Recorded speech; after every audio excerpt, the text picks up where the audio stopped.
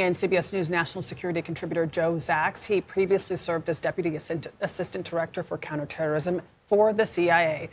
Joe, thanks so much for joining us. So the ceasefire has been extended. What kind of operations is the U.S. military and troops in the region doing right now while a ceasefire is underway? Well, thank you very much, Adriana, for having me on the show this morning.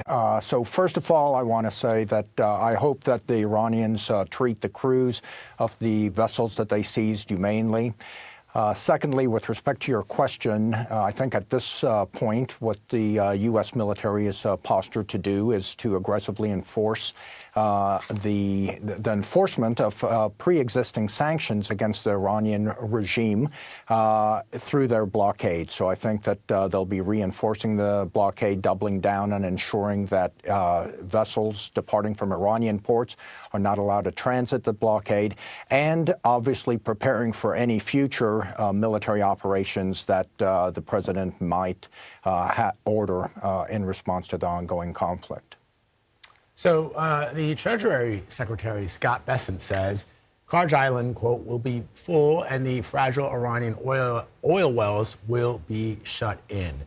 What does that tell you about what the U.S. position is and how they're thinking or considering it? Yeah, well, I think that this is probably long overdue. This is an enforcement of sanctions against Iran.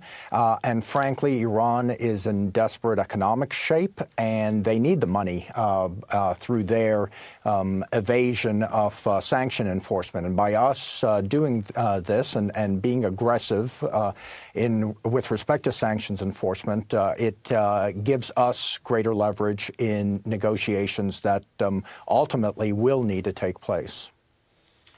And, you know, this whole war started with the president saying that calling for the people of Iran to rise up and for change in the regime to happen in Iran.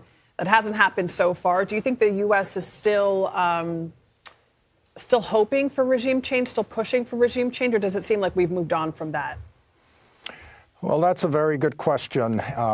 You know, hope is not a method. So what I would want to see happening is that the U.S. Somehow actively, with its allies, participates in setting conditions for regime change down the road.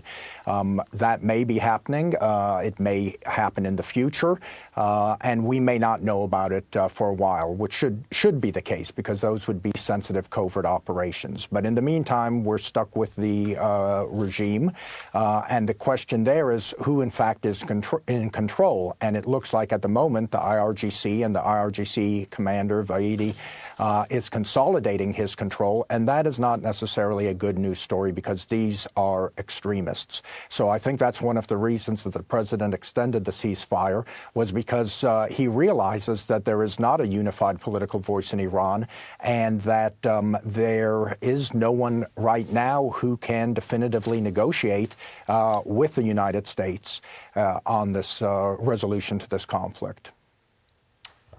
All right, Joe Zacks, thank you so much.